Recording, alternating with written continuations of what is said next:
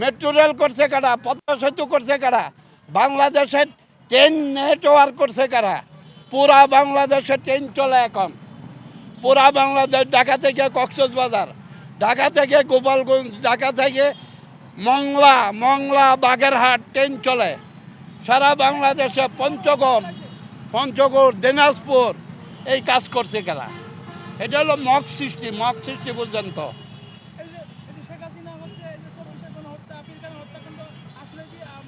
না এটা শেখ হাসিনা বলবো কেন হত্যা করতে, পুলিশের নেমে আছে।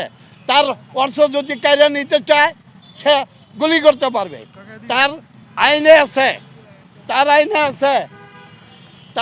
আছে, পুলিশ যদি সরকারি সম্পত্তি ভাঙিয়ে গুলি করতে পারবে, আসামি যদি পলাইয়া যাইতে পারে গুলি করতে পারবে। মেট্রো রেলে আগুন দিছে, পুলিশকে মাইরা ঝুলাইয়া রাখছে, এদের বিচার হয়েছে? এত পুলিশকে মারছে, মহিলা পুলিশ প্যাকলেট আসছিল, মারছে, তার বিচার হয়েছে? কার বিচার চাই তারা? পুলিশের আইনে আছে, পুলিশকে জিজ্ঞান, তার অর্থের মধ্যে হাত দিলে সে গুলি করতে পারবে।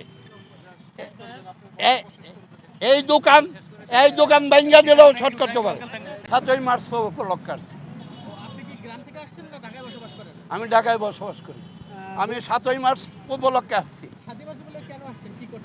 7ই মার্চের ভাষণের দিন আমরা বঙ্গবন্ধুর বাড়িতে আসতাম, এখানে শ্রদ্ধা জানাইতাম। এখন শ্রদ্ধা জানা হচ্ছে না, কিন্তু 32 তো আর ভাঙ্গা নিয়ে যায় নাই, বাড়ি ভাঙছে, শ্রদ্ধা জানানোর জিনিস ভাঙছে। 32 নম্বরটাকে ভাঙ্গা নিয়ে গেছে। 32 নম্বর কি ইতিহাসে নাই?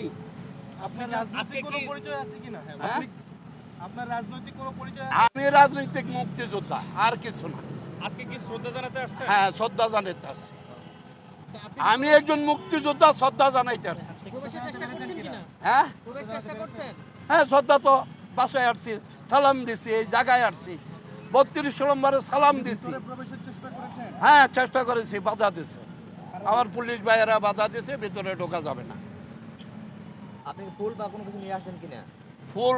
ফুল আইনা লাভ কি? মনটাই তো ফুল, আমার জীবনটাই তো ফুল। 54 বছর 55 বছর আমার জীবনটাই তো ফুল, আমার আত্মার ভিতরে ফুল, আমি ফুল। আমি একটু ড্যালেন দেখার হয়, আমার পাও ভাঙ্গা, মাজা ভাঙ্গা।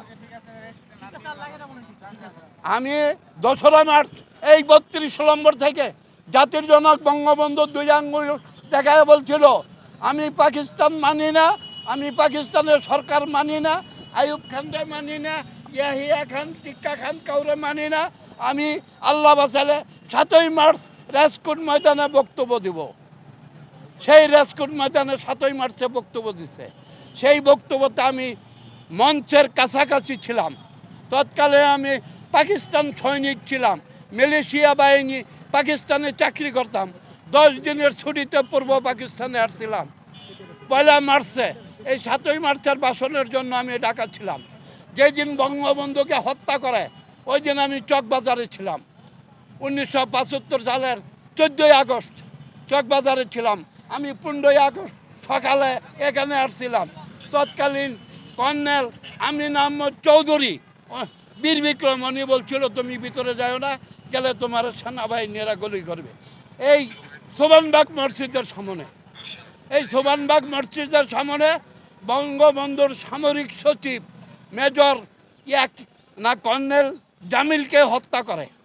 কর্নেল জামিল এই সোবানবাগে, আমার সাথেই ছিল কর্নেল জামিলকে এই সোবানবাগ মসজিদের সামনে তাকে শ্যুট করে বাংলাদেশের সেনাবাহিনীরা তৎকালীন। ওই দিন আমি 15ই আগস্টের সকালে আসছিলাম। এমনকি 16ই আগস্টে আমি খন্দকার মুস্তাকার বাসায় গেছিলাম। আমি দেখছি যারা বঙ্গবন্ধুকে হত্যা করছিল, টঙ্গিপাড়া যারা দাফন করছিল, তারা মুস্তাকার লগে খাওয়া দাওয়া করছে। যে 5টা আইটেম খাইছে, ওই 5টা আইটেম আমি আজ পর্যন্ত খাই না। খাসির মাংস, মুরগির মাংস, রুই মাছের ফ্রাই, রুই মাছের ভাজি, কাতলা মাছের ভাজি, টাঙ্গাইলের মিষ্টি, চমচম, রসগোল্লা। এই রসগোল্লা টাঙ্গাইলের মিষ্টি খাই না আজ পর্যন্ত আমি। অনেক ইতিহাস আছে আমার। আমি